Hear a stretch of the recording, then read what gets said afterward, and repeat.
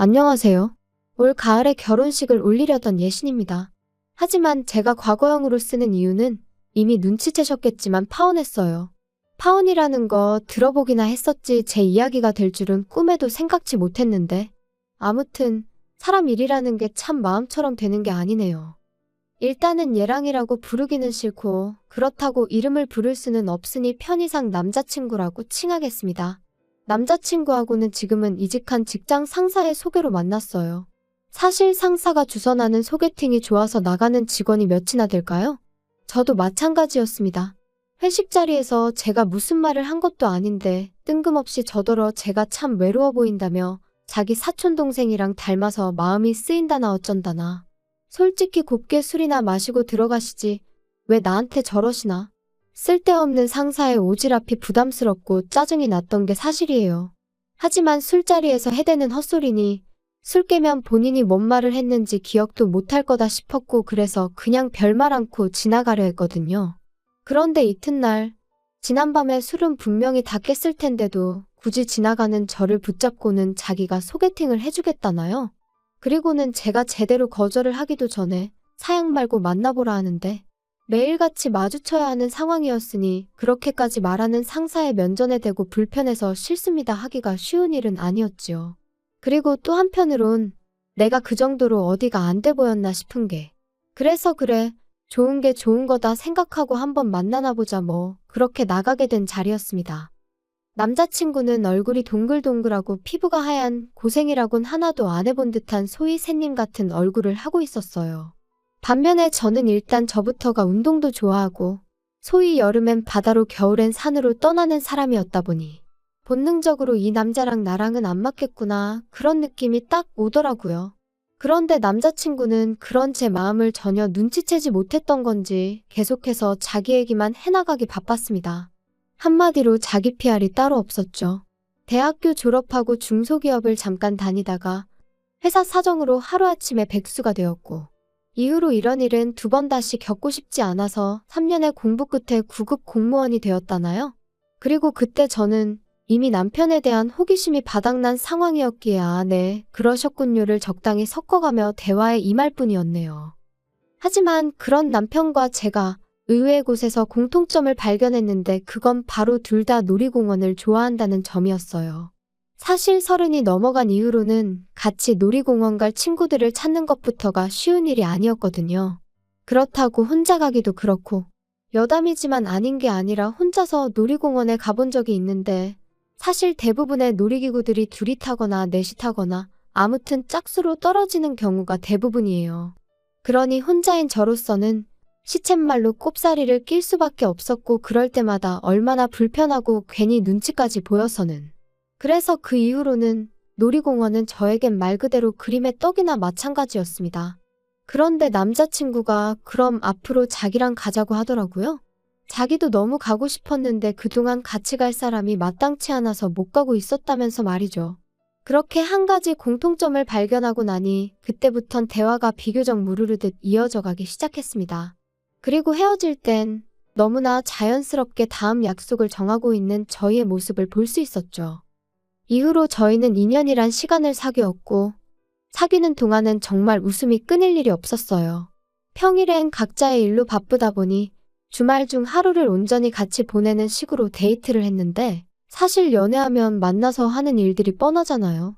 밥 먹고 영화 보고 차 마시고 그 코스에서 좀 벗어나봤자 뭐 어디 전시회를 본다던가 그 정도 그렇죠? 그런데 저랑 남자친구는 정말 전국 방방곳곳으로 크고 작은 놀이공원들을 찾아다녔어요. 남들과는 다른 특별한 연애를 하고 있다는 사실에서 오는 그 만족감이 정말 컸었답니다.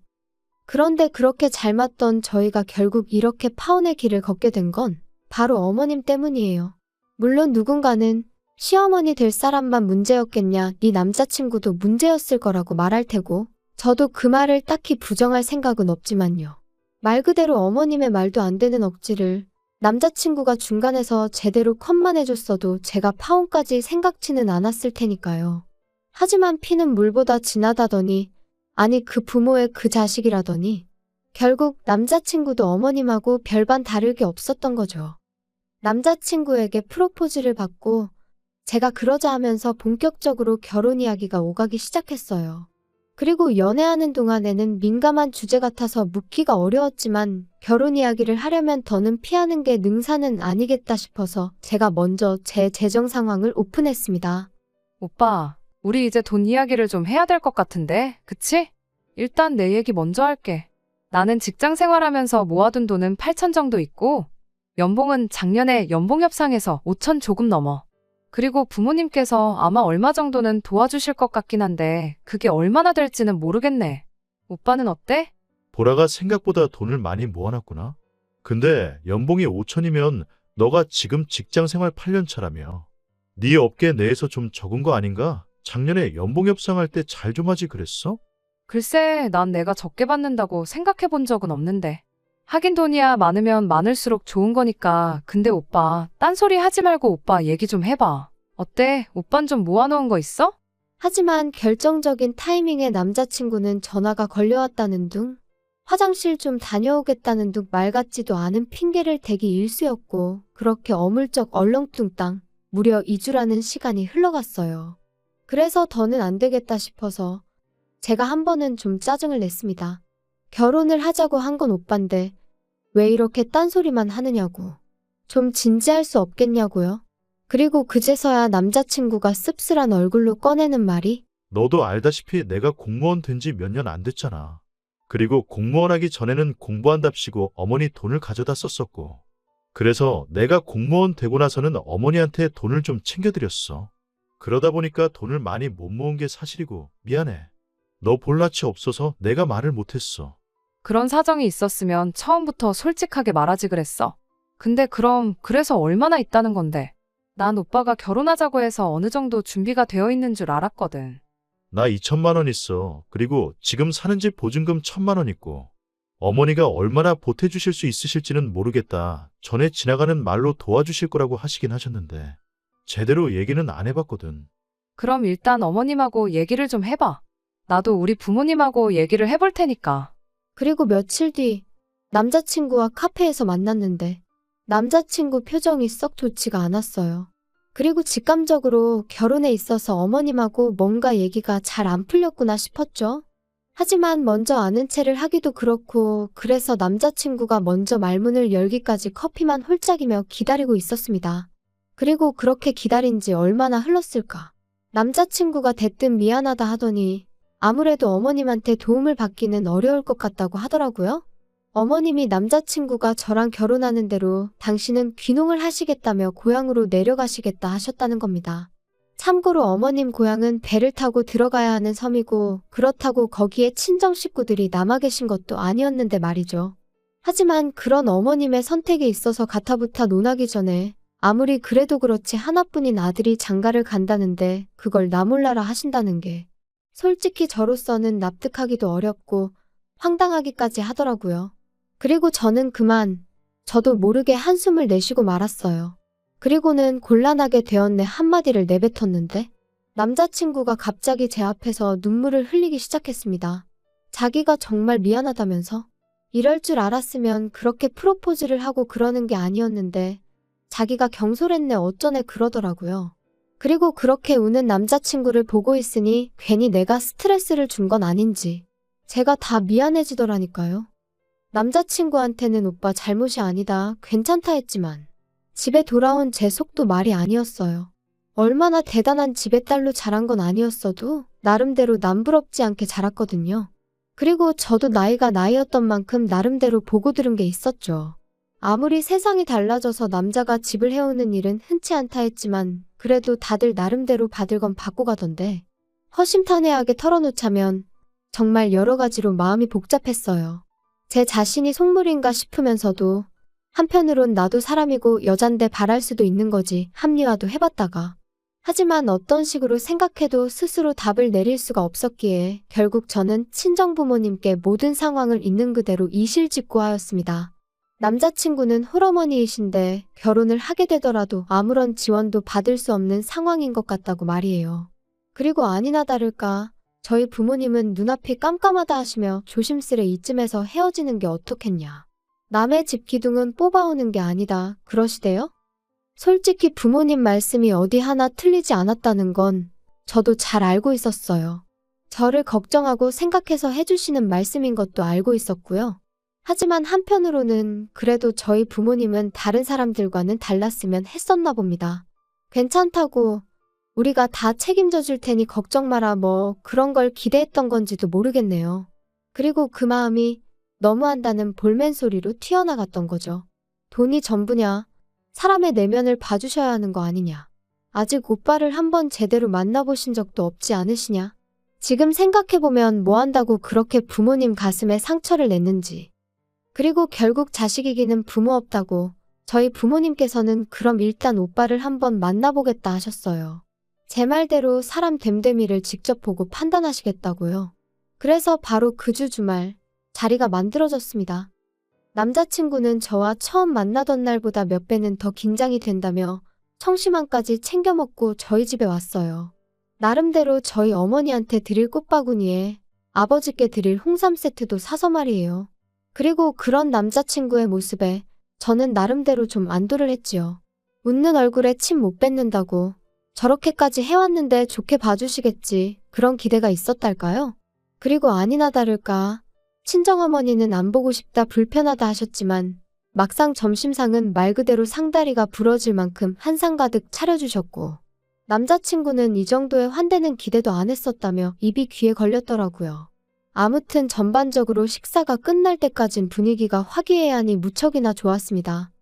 그런데 이제 후식을 먹으면서 본격적인 대화가 오가기 시작했고 저희 아버지께선 돌려 말하지 않겠다 하시더니 그래서 정확히 결혼을 어떻게 할 거냐 물으셨어요. 프로포즈를 할 때는 나름대로 계획이 있었을 거 아니냐 하시면서 한번 들어보자고요. 그리고 남자친구가 한 대답은 저조차 감싸주기 어려울 만큼 황당하기 짝이 없었습니다. 일단 결혼을 하고 오피스텔을 구해서 살려고 했습니다. 요즘 오피스텔은 풀옵션이라서 따로 가전제품 같은 건 안 사도 되니까. 필요한 가구들만 간단히 사서 살다가 적당한 집을 구하면 그때 제대로 시작하려고 했습니다.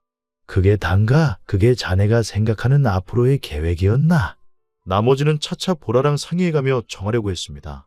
답답하네 그려 답답해. 그러면 어머님은 자네의 이런 생각을 아시나? 알고 계십니다. 뭐라고 안 하시던가? 별 말씀 없으셨습니다. 어머니는 어머니대로 요즘 귀농 문제로 많이 바쁘셔서요. 이후로 몇 마디의 대화가 더 오고 갔지만 이미 분위기는 가라앉을 대로 가라앉은 상황이었고 남자친구도 뭔가 잘못되었다고 느꼈는지 일단은 돌아가 보겠다며 자리에서 일어나더라고요. 그리고 저희 부모님 두 분 다 말이라도 더 있다가지 그러냐 그런 말조차 안 하셨어요. 그렇게 남자친구를 배웅하고 돌아오자 부모님께서 이 결혼은 안 되겠다 하셨습니다. 아무리 사람이 좋아도 너도 보지 않았냐며?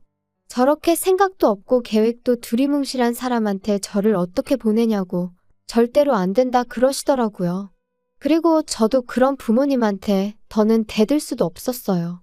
제가 보기에도 한심하기 짝이 없었으니 말이지요. 그런데 이틀 뒤 남자친구에게서 생각지도 못한 소식을 듣게 되었습니다. 자기가 저희 집에 다녀간 이후로 어머님과 이야기를 나눴는데 어머님이 저희 신혼집 문제를 해결해 주시겠다 하셨다는 거예요. 너무 놀라서 저도 모르게 정말이냐고 소리를 질렀다니까요. 남자친구가 말하길 어머님께서는 어차피 섬으로 내려가실 거고 집이란 건 사람이 살지 않으면 금세 망가지기 마련이니 리모델링만 해서 살라고 하셨답니다.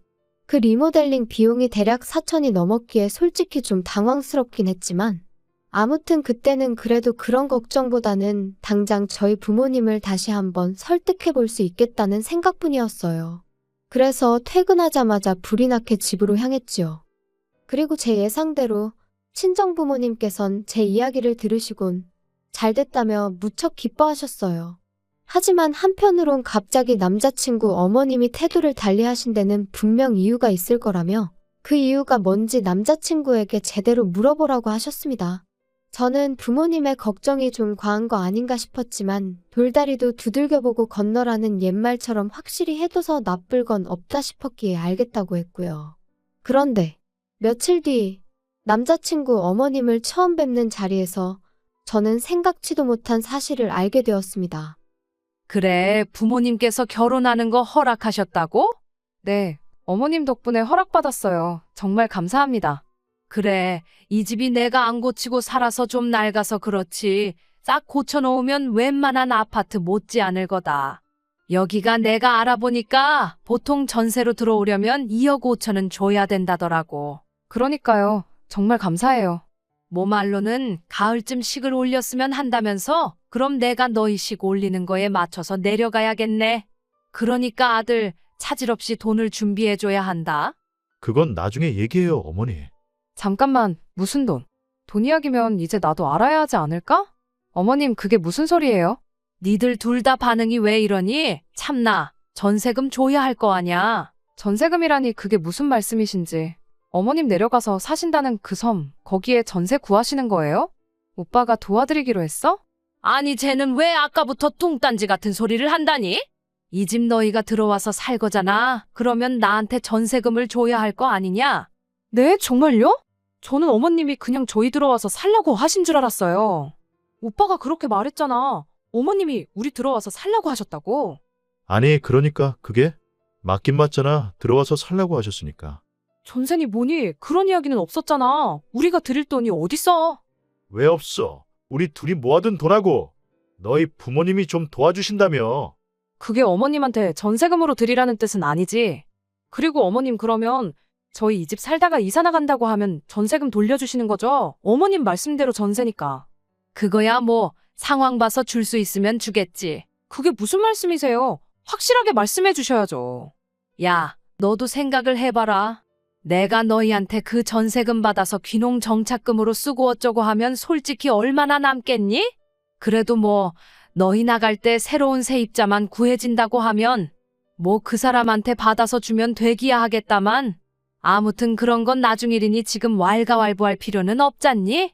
그리고 전세금은 내가 그래도 니들은 내 자식이니까 딱 2억만 받는 거야. 아, 예단은 안 해와도 되니까 리모델링은 제대로 싹 해라. 알겠지? 생각지도 못한 황당한 어머님의 요구에 저는 말 그대로 할 말을 잃었습니다. 그리고 이후로는 솔직히 무슨 이야기가 오갔는지 정확히 생각나지도 않아요. 어머님 댁에서 나올 때까지 남자친구는 제 눈길을 피하기에만 급급했고 그런 남자친구의 모습이 실망스러울 뿐이었지요. 집으로 돌아와서도 저는 남자친구에게 아무런 연락도 하지 않았어요. 어땠냐는 친정 부모님의 질문에도 나중에라고만 답했을 뿐 말 그대로 참담한 심정이었거든요. 남자친구가 나를 속이려 했다는 그 배신감도 너무 컸고요. 그리고 그렇게 3일이란 시간이 흐르고 나서야 남자친구에게서 전화가 걸려왔습니다. 당연히 미안하단 말부터 할 줄 알았는데 대뜸 저더러 그날 그렇게 가고 어떻게 연락 한 번이 없을 수 있냐며 오히려 화를 내면서 말이죠. 어이가 없어서 오빠 같으면 어떻게 행동했을 것 같냐 따졌어요. 꼭 마치 집이라도 해오는 것 마냥 설레발을 쳐서는 나는 물론이고 친정 부모님까지 오해하게 만들고는 어떻게 수습할 생각이었냐고요. 그러자 남자친구가 한다는 말이 어머님한테 2억을 드리는 게 그렇게 억울하냐입니다. 어머님이 2억을 못 주겠다 하시면 우리가 빌라에서 안 나가면 그만 아니냐고. 단순하게 생각하면 솔직히 아무 문제될 게 없는데 제가 욕심을 내니까 그게 문제인 거라면서 말이에요. 그리고는 덧붙인다는 말이 나중에 어머님 돌아가시고 나면 빌라는 어차피 우리 거 되는 건데 전세니 뭐니 그런 의미 없는 단어에 연연하지 말라나요? 어이가 없어서 하나만 물어보자 했습니다. 오빠 말이 다 맞다 치고 결혼했다 치자고. 그랬는데 어머님이 섬생활 몇 년 하시다가 지겨워서 못 살겠다 하고 올라오시기라도 하면 그래서 당신이 이 집에서 살아야겠다고 우리 나가라고 하시면 어쩔 거냐고요. 2억도 안 주시고 집은 집대로 내놓으라고 하시면 오빠가 어머님하고 시시비비를 가릴 수 있겠냐고 말이죠. 그랬더니 남자친구가 한다는 말이 저더러 넌 왜 이렇게 융통성이 없냐며 그럴 땐 같이 살면 되지 꼭 한쪽이 비켜줘야 하냐는 거예요. 그리고 그 말을 듣는 순간 어쩌면 저희 부모님이 진작에 보셨을 그래서 저를 말리셨을지도 모르는 바로 그 광경이 제 눈앞에 펼쳐지는 기분이었습니다.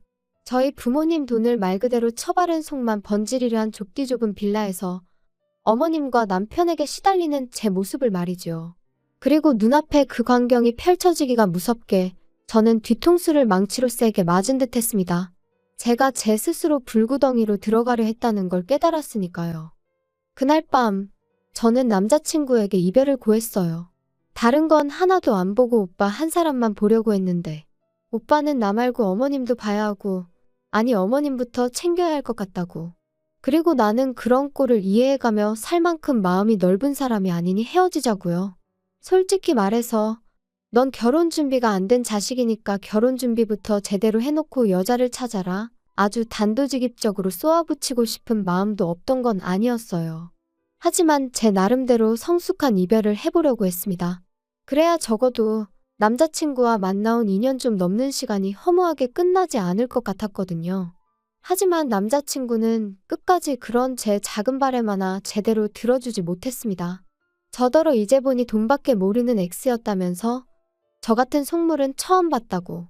아직 결혼도 안 했는데 벌써부터 자기 어머니라도 모시게 될까봐 벌벌 떠는 모습을 보니 자기가 더 정이 떨어진다나 어쩐다나요?